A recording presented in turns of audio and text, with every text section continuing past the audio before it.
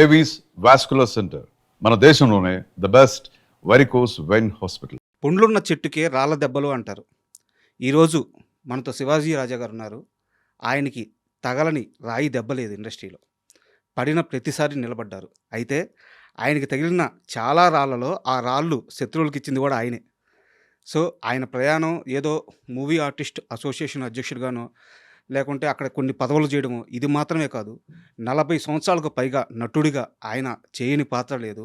So Telugu వారందరికీ ఆయన సుపరిచితమే. ఈరోజు శివాజీ రాజా గారు మనతో ఉన్నారు. ఆయన్ని అడిగి ఆయన సినీ జర్నీ, అలాగే ఆయన సేవాపరంగా చేస్తున్న జర్నీ అన్ని విషయాలు తెలుసుకుందాం. హాయ్ సార్, నమస్తే. నేను ఇంట్రోలో చెప్తూ మీకు కొన్ని రాళ్ళ దెబ్బలు తగిలినాయి అని చెప్పాను. అలాగే వాటిలో కొన్ని రాళ్ళు శత్రువులకు ఇచ్చింది కూడా మీరే అని చెప్పాను. ఒప్పుకుంటారా దాన్ని? ఒకటి గుర్తుంది, అది ఒకటి మాత్రం ఒప్పుకుంటా.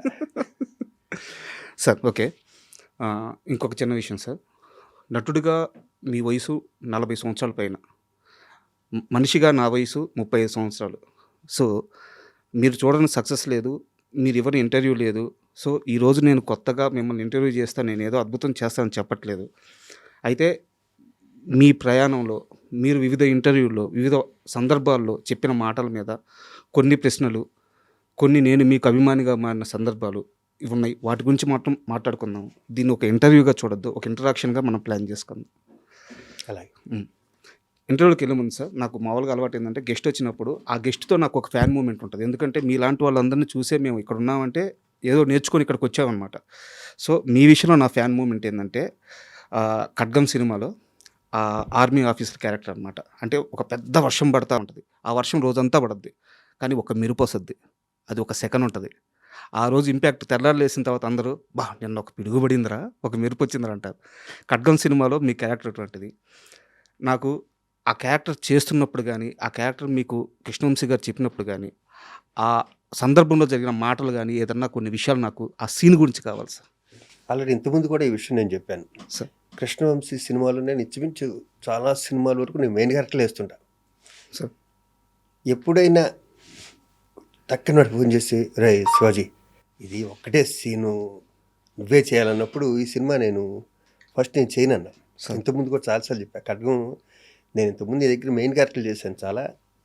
ఇవి నేను వచ్చి ఒక 1 డే చేసి వెళ్ళిపోవటం అన్నది న్యాయం కాదని. సార్ నువ్వు ఒకసారి ఆలోచించరా ప్లీజ్, నాకు నువ్వు చేస్తే బాగుంటుంది అనిపించిందని. ఈ ప్రకాష్ రాజ్ వీళ్ళు కూడా అటు చేయనంటుంటే ఎందుకు ఎన్నిసార్లు బతిమాలుతా ఉంటే, లేదు ఈ క్యారెక్టర్ వాడే చేయాలి. తెల్లగట్ల 3 గంటలకు ఫోన్ చేసి 4 గంటల షూటింగ్ అన్నాడు. నేను వెళ్ళను నిజంగా, వంశీ కాబట్టి వెళ్ళా. ఓకే.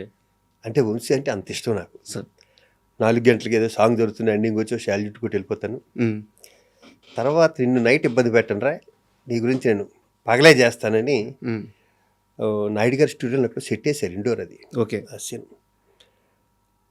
అంత సీరియస్గా ఉన్న ఆ సీన్లో డైరెక్టర్ యాక్షన్ చెప్పబోయే ముందు అంతా మేము నవ్వుతూనే ఉన్నాం. నేను, ప్రకాష్ రాజు, రవితేజ, శ్రీకాంత్, బేసిక్ అందరం తెలియ స్టార్టింగ్ నుంచి ఫ్రెండ్స్ అవటం వల్ల, వంశీ బాగా క్లోజ్ అవటం వల్ల అంత సీరియస్గా తీసుకోలే సార్ దాన్ని. పైగా నేను వేరే షూటింగ్కి వెళ్ళాలి వచ్చేసి, వీళ్ళ జోకులు ఏంటంటే ఈరోజు అవ్వదరా అని. కానీ వంశీకి ఆ సీన్ తెలుసు, ఆగిపోట్టు ఆ సినిమాకి చాలా ఇంపార్టెంట్ సీను, అది పక్కా ప్రొఫెషనలే చేయాలి అన్నది ఏదో ఉంది అతని బ్రెయిన్లో. 4 కెమెరాలు పెట్టాడు సార్. ఆ టెన్షన్లో అతను ఉండగా ఒక పక్కన ఉత్తేజ్ మాటలు రాస్తున్నాడు. సార్ వంశీ నన్ను వచ్చి ఒకసారి డైలాగ్ చూడరా అంటున్నాడు. కానీ మేము నలుగురు ఇక్కడ జోకులు వేసుకుంటూ కూర్చున్నాం కాబట్టి విపరీతంగా నవ్వుతున్నాం. ఓకే, ఒక అరుపు అరిశాడు, సైలెన్స్, వస్తావా అని. కోపం వచ్చేసింది.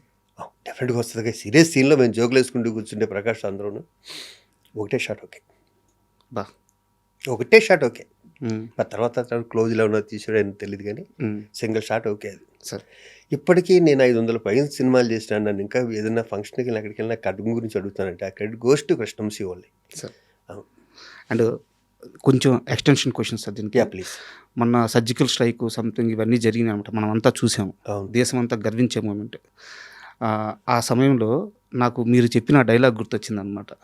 పైన ఉన్న వాళ్ళు శాంతి శాంతి అని చెప్పి మమ్మల్ని ఆపుతున్నారు, కానీ 2 నిమిషాలు వదిలి చూడండి అంటే, ఆ రోజు సర్జికల్ స్ట్రైక్ అప్పుడు జరిగింది అదే.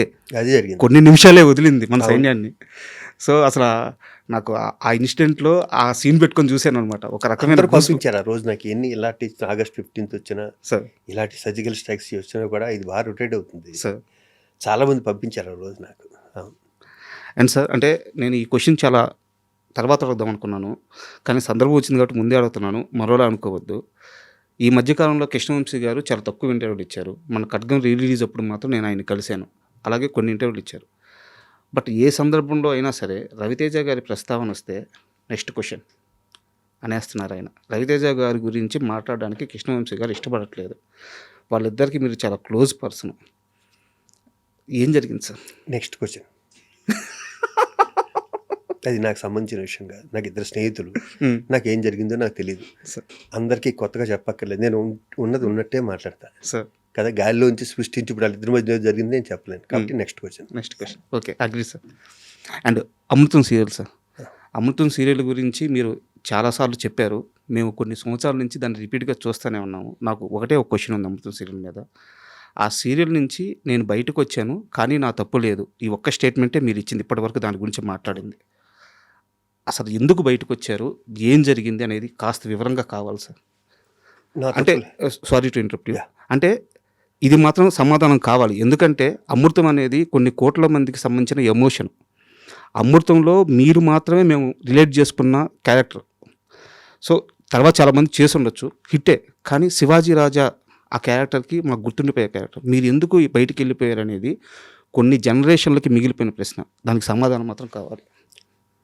ప్రాణం పోయిన అబద్ధం మాత్రం అన్నాం సార్. ఇక్కడ నా తప్పు లేదు, వాళ్ళ తప్పు లేదు సార్. ఒక హిట్ వచ్చాక తలకు ఒక కిక్ వస్తుంది సార్. ఒక మంచి హిట్లో ఇది నా వల్ల, ఇది నా వల్ల, నా వల్ల అక్కడ వచ్చిన ఈగో ప్రాబ్లమ్స్ ఏమైంది, అలాంటిది ఏదైనా జరుగుంటుంది. నేనేదో డబ్బింగ్ చెప్పడం లేట్ అయిందని వాళ్ళు ఏదో అలి నా మీద ఏదో ప్రోమో రిలీజ్ చేశారు. ఈ కోడి కుయ్యకపోతే ఆగిపోతుంది అలాంటిది ఏదో. ఓకే. వెంటనే నేను వేరే నా ఓన్ ప్రొడక్షన్ స్టార్ట్ చేసి నేనేదో ప్రోమో. ఈ ప్రోమోల వల్ల వచ్చిన గ్యాప్ తప్పితే నాకు వాళ్ళంటే విపరీతమైన గౌరవం. ఎందుకంటే గంగరాజు గారు కానీ, ఆ టీం కానీ, చంద్రశేఖర్ కానీ, దానికి సెంధిల్ కెమెరా, అవును సార్, వీళ్ళంతా టీం, వీళ్ళంతా చాలా అంటే బాగా డెడికేషన్ ఉన్న వ్యక్తులు వీళ్ళందరూ సార్ కదా. ఇప్పుడున్న ఈ వయసులో ఉన్న ఈ నాలెడ్జ్లు ఉంటే నేను దాంట్లో తప్పుకోను. ఓకే కదా. ఒక వయసులో ఒక ఎమోషన్ ఉంటుంది, స్పీడ్ ఉంటుంది, బాడీ స్పీడ్ ఉంటుంది. అప్పుడు సినిమాలు బిజీ, ఇది బిజీ, వీళ్ళు అడిగిన డేట్ ఇవ్వాలి, ఇవాళ చెప్పి రేపు డబ్బింగ్ చెప్పేయాలి, ఇలాంటి కొన్ని ప్రెజర్స్ ఉంటాయి సార్. దాంట్లో ఏమన్నా మిస్టేక్ జరిగించో చెప్పకుండా శివాజీ రాజా తప్పు మాత్రం 1% కూడా ఉండదు. షూర్. నేను ఆ తర్వాత నేను అమృతం చూడలే సార్.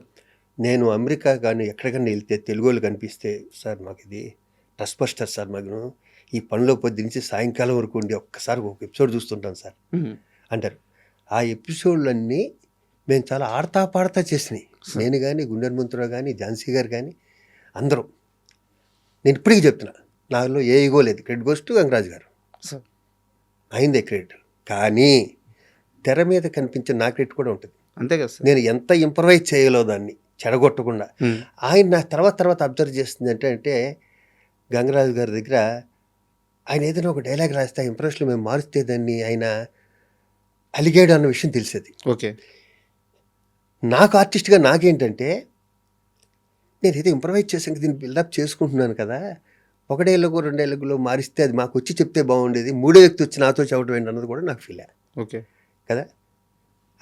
ఆయన రైటింగ్లోనూ ఆయన దాంట్లో ఆయన గొప్ప, కానీ నా ప్రొఫెషన్లో నేను కూడా గొప్ప. అంతే కదా. ఇక్కడ వచ్చిన క్లాష్, ఈ మధ్యలో వ్యక్తులు ఉంటారుగా, ఎక్కడైనా అంతే సార్. జరిగిందైతే ఇది. మరి వేరే ఏమన్నా ఉంటే మీరు గంగరాజు గారిని అడగ, నాకైతే ఐడియా లేదు. నేనైతే మర్చిపోయాను. ఒక క్రికెట్ మ్యాచ్కి విజయవాడ వెళ్ళి నేను, వెంకటేష్ గారు, శ్రీకాంత్ వెళ్ళి రావటం 1 డే లేట్, అది వెళ్ళటం, నేను డబ్బింగ్ ఏమైనా విజయవాడలో వచ్చాక చెప్తాను అన్నది కొంచెం సరిగ్గా చెప్పలేకపోయిండొచ్చు నేను. ఓకే కదా. అదేదో హట్టారని తెలిసింది. నాకు తెలిసిందైతే సార్ నా ప్రొఫెషన్ మీద ఒట్టి ఇంతే. అవును. And for more videos, Please subscribe to iDream. Please subscribe to iDream. Please subscribe iDream. And please subscribe to iDream. For more videos, subscribe to iDream. please like, share and subscribe to the channel. Congratulations, iDream. Subscribe to iDream. Subscribe to iDream. So subscribe to iDream Media. ఐ డ్రీమ్కి iDream team అందరికీ huge congratulations. Please subscribe iDream Media. Please subscribe to iDream. Subscribe iDream. Please subscribe to iDream. iDream అంటే నా కళల channel subscribe చేసుకున్న నోరు తిరుగుతలేదు, మీరైతే గంట గుర్తు కొట్టండి. For more such videos, please subscribe to iDream. Subscribe to iDream. Please subscribe to iDream. Please subscribe iDream Media. Please do subscribe to iDream. Please subscribe to iDream Media. For best entertainment and information, please subscribe iDream. And don't forget to subscribe to iDream.